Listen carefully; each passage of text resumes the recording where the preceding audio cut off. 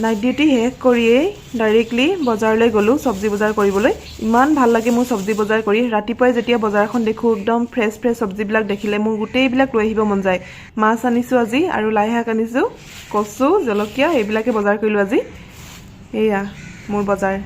মাছংখা মই সোণম ইছমাই মোৰ অন্য এটা ভিডিঅ'লৈ স্বাগতম জনাইছোঁ। মোৰ নাইট ডিউটি চলি আছে এইকেইদিন। তো ডিউটি শেষ কৰিয়ে মই 8টা বজাত ডিউটিৰ পৰা ওলাই দিলোঁ। তো ডাইৰেক্টলি মই বজাৰলৈ গ'লোঁ, চব্জি আনিব গ'লোঁ। চব্জি বজাৰ কৰি মই বিৰাট ভাল পাওঁ। ফ্ৰেছ চব্জিবিলাক দেখোঁ ৰাতিপুৱা মোৰ যে এইফালে অকলে থকা মানুহ, কিন্তু মোৰ বজাৰখনত দেখি গোটেই বস্তুবিলাক লৈ আহিব মন যায়। সেয়া এতিয়া আহি পেলাই চিধা মই লাই শাক আনিছোঁ লাই শাকখিনি বাছি ল'ব ওলাইছোঁ। তাৰপিছতে অলপ বনাই মেলিহে অকণমান ৰেষ্ট কৰিম আৰু। চলো এতিয়া মই লাই শাক বাছোঁ, আপোনালোককো দেখাওঁ। একেবাৰে চিম্পল হয় মোৰ ৰেচিপিবিলাক, আৰু মই কেনেকৈ খাওঁ, ৰেচিপি বুলি নহয় মই কেনেকৈ খাওঁ সেইটোৱে আপোনালোকক দেখাওঁ। একেবাৰে থলুৱাভাৱে মানে একেবাৰে চিম্পল, তেল কমকৈ মছলা কমকৈ তেনেকৈ খাই ভাল পাওঁ। সেই তেনেদৰে বনাওঁ আৰু আপোনালোককো তেনেকৈয়ে দেখাই দিওঁ মই। চলো এতিয়া মই লাই শাকখিনি বাছি লওঁ, চাই থাকিব। এতিয়া লাই শাকখিনি মই ভালদৰে বাছি লৈছোঁ, দেখিছেনে? আৰু মুঠাবিলাক একদম সৰু সৰু, সিহঁতি 3 মুঠাতে 20 টকা বুলি কয়। মই অকণমান লাগি মেলি আৰু 4 মুঠা লৈ আহিছোঁ ৰাতিপুৱাই। এই মাজত ইমান নাই, এটা বা দুটা হেৰিহে আছে, সৰু সৰুকৈ বান্ধিছে মুঠাবিলাক। আৰু এতিয়া লাই শাক খোৱাৰ দিন নহয় জানো, মানে খুব ধুনীয়া কোমলীয়া এনেকুৱা শাকবিলাক ওলাই। এতিয়া ঠাণ্ডা দিন আৰম্ভ হৈছে আৰু মোৰ লাই শাক কচু বিৰাট ভাল লাগে খাই। আজি আপোনালোককো দেখাম মই কেনেকৈ খাওঁ, একেবাৰে চিম্পল।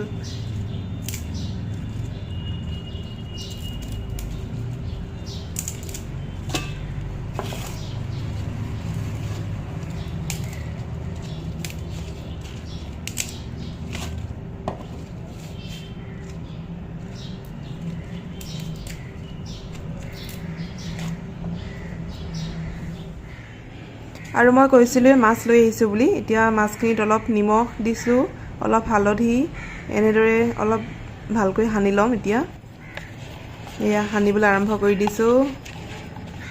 বেছি অনা নাই মাছ, এপুৱাই লৈ আহিছোঁ আৰু যিহেতু মই অকলে, আৰু বেছিকৈ খাবলৈও একেটা হেৰিকৈ বেয়া লাগে।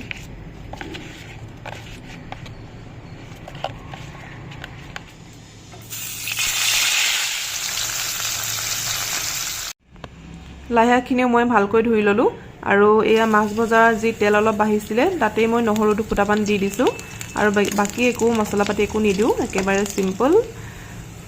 এয়া হালধি অলপ দিছোঁ, আৰু ইয়াতে মই এতিয়া কচু কেইডোখৰ এড কৰি দিম। অকণমান সময় ভাজি ল'ম কচু কেইডোখৰ, তাৰপিছতে পানী অলপ এড কৰি দিম। চাই থাকিব কেনেদৰে বনাইছোঁ।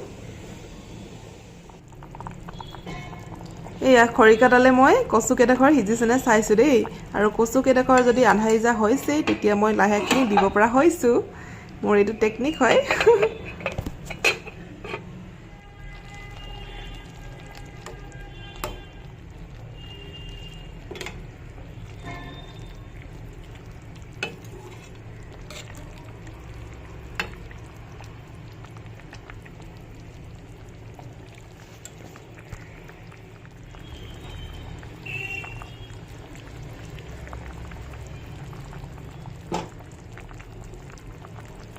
এয়া দেখিছেনে মোৰ কেৰাহীটো কি ধুনীয়া লাগিছে, গোটেই একদম গ্ৰীণ হৈ গৈছে নহয় জানো, ইমান ধুনীয়া লাগিছে।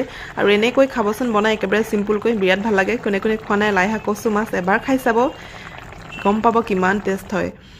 আৰু এনেও শাক খোৱাটো অলপ ভালেই হয় স্বাস্থ্যৰ কাৰণে, খাব পাৰি আৰু।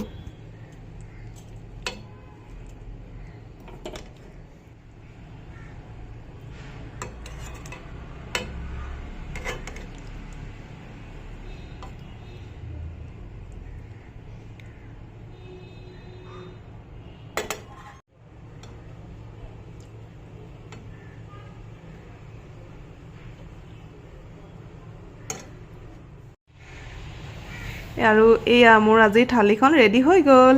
আৰু এটা মোৰ বেয়া অভ্যাস আছে, যিকোনো বস্তু আগতে মই শুঙি চাওঁ খোৱাৰ আগত, মানে গোন্ধটো ল'ব বিচাৰোঁ। গোন্ধটো পালে কিমান টেষ্ট হৈছে সেইটো মানে গম পোৱা যায় ন, সেইকাৰণে আগতে মই শুঙি চাব নালাগে অৱশ্যে খোৱা বস্তু, তথাপি মই নিজে বনাইছোঁ যেতিয়া একো নাই আৰু। লাই শাকটো খাইছোঁ, বিৰাট টেষ্ট হৈছে খাবলৈ। এতিয়া জোল অলপ খাই চাম।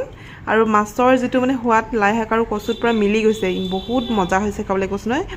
যোনে খোৱা নাই এবাৰ খাই চাব। আৰু আজি ভিডিঅ'টো ইমানেই আছিলে, আজিলৈ বাই, লাভ ইউ।